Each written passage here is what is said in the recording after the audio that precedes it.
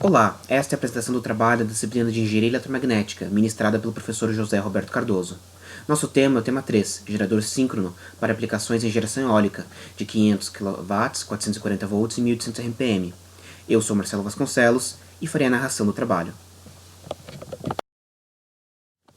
Primeiramente, gostaríamos de falar sobre a questão das fontes renováveis. A importância de se substituir, gradativamente, fontes de geração de energia que utilizam combustíveis fósseis por fontes que causam impactos mínimos ao meio ambiente vem crescendo gradativamente graças a problemas ambientais ligados ao uso de combustíveis fósseis, tal como o aquecimento global e também a futura indisponibilidade de petróleo no futuro. Agora, mais especificamente tratando da questão energética nacional, apresento-lhes a matriz energética brasileira. Após rápida análise, percebe-se que mais de 70% da matriz é composta por fontes renováveis, o que é um bom sinal.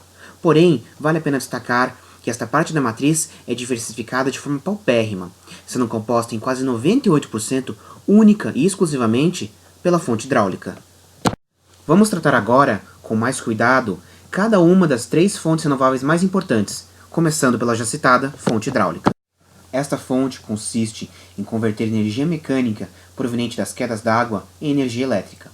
Apesar de ser considerada uma fonte limpa de energia, as hidrelétricas poluem significativamente o meio ambiente, como na construção de barragens, onde grandes áreas são inundadas, alterando tanto o ecossistema local quanto até mesmo do rio que passa pela usina. Há outro problema ambiental relacionado à água, que é devolvido ao rio a uma temperatura superior à original, diminuindo a concentração de oxigênio na água e matando várias espécies aquáticas, e podendo com isso até mesmo causar a eutrofização do rio. Um exemplo de usina hidrelétrica no Brasil é a de Itaipu, localizada na cidade de Foz do Iguaçu, no Paraná, sendo a segunda maior hidrelétrica do mundo em termos de capacidade instalada. Outra fonte renovável de grande importância é a fonte solar fotovoltaica. Esta que consiste em gerar energia elétrica através de células que absorvem energia da luz do sol e através do efeito fotovoltaico fazem surgir uma corrente elétrica entre duas placas de cargas opostas.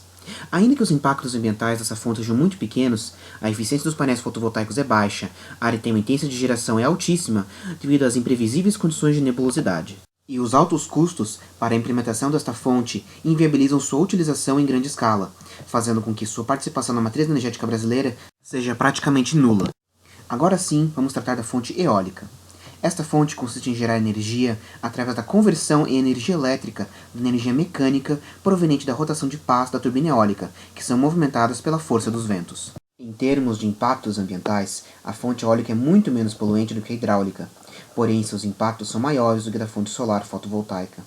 Dentre estes impactos estão a poluição sonora causada pelo alto ruído gerado pela rotação das pás, a morte de aves migratórias que colidem com as pás em rotação por não enxergá-las e a inutilização do solo para fins agrícolas, caso não haja um cuidado adequado com o distanciamento entre turbinas. Ainda que os possíveis impactos ambientais causados por esta fonte não sejam desprezíveis, ela é, economicamente, muito vantajosa, por permitir grandes capacidades instaladas em seus parques, por ter uma intermitência de geração razoavelmente controlável e por ter eficiência relativamente boa.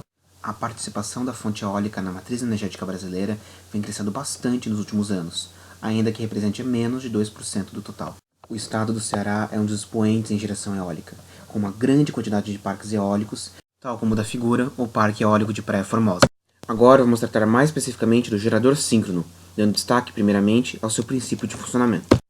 As máquinas elétricas síncronas são constituídas essencialmente de um rotor e um estator.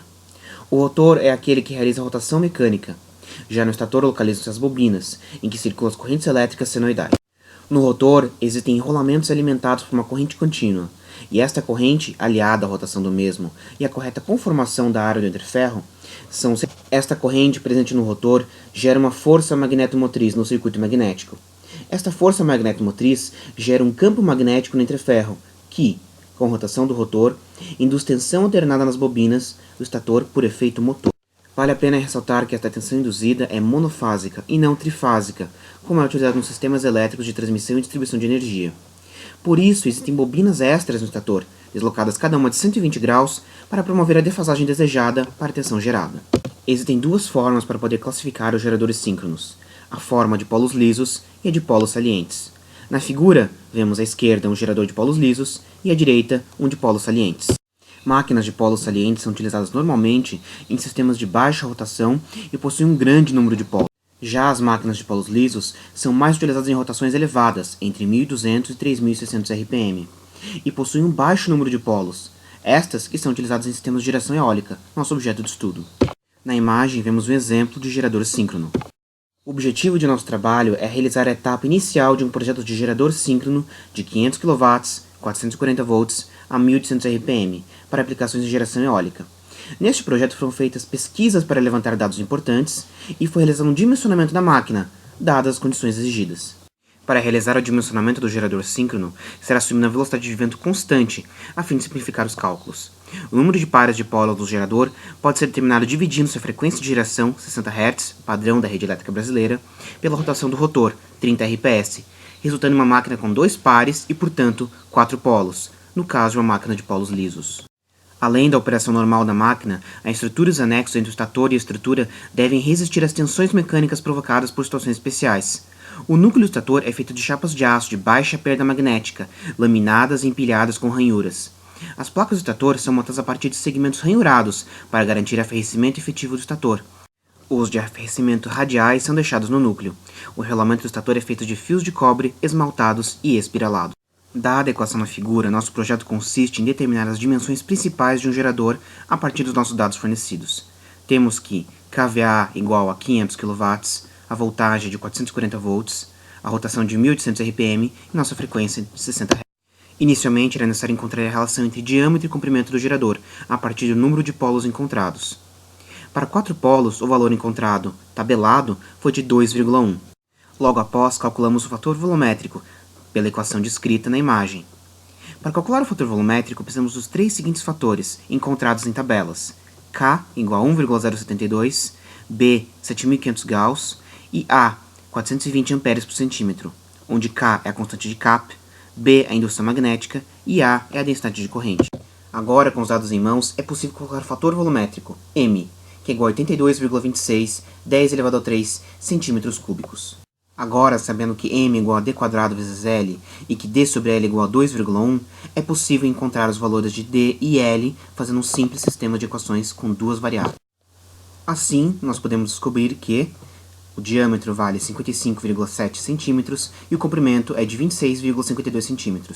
Costuma-se arredondar para cima os valores das dimensões, por convenção. Assim, os valores para d e L são, respectivamente, 56 e 27 cm. Na prática, ou seja, em um sistema real, a velocidade do vento é variável e, consequentemente, a tensão e a potência do gerador também são variáveis, uma vez que a rotação da turbina é dependente da velocidade do vento. Por isso, torna-se inviável utilizar um gerador com tensão não constante. E por isso, foram desenvolvidos sistemas mais complexos com componentes externos ao gerador, responsável por tornar a saída do gerador constante, e apenas assim é possível alimentar uma carga com a energia gerada. Agora temos, na imagem e no vídeo, uma montagem esquematizada de um sistema real. Neste sistema mostrado, o gerador gera tensão e corrente alternadas. Parte desta corrente é desviada para um circuito paralelo, no qual é transformada em contínua, servindo de corrente para excitação para o funcionamento do próprio gerador. O restante é convertido em corrente contínua e, posteriormente, em um alternador, é transformado em corrente alternada novamente. Assim, este sistema permite que se tenha controle da frequência da corrente que entra na rede elétrica. Por fim, um transformador elevador adequa os níveis de tensão para a entrada na rede. Desta maneira, o problema da variação da velocidade do vento pode ser resolvido. Para finalizar, concluímos, após realizarmos o projeto, que chegamos ao consenso de que muito do nosso cotidiano e das facilidades proporcionadas pela atualidade devem-se e muito ao desenvolvimento da teoria eletromagnética, inicialmente desenvolvida e consolidada por James Clerk Maxwell no final do século XIX, bem como todas as suas aplicações.